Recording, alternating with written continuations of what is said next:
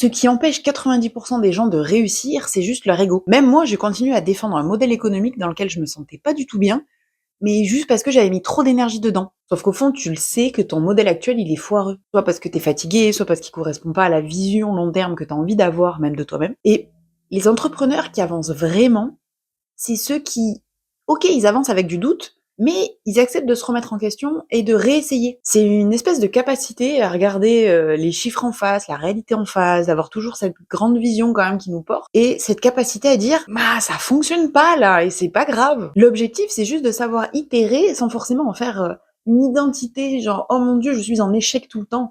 Ça, c'est pas le but non plus, quoi. L'échec, c'est pas une honte, c'est juste une donnée. Voilà, ce truc-là ne fonctionne pas pour moi.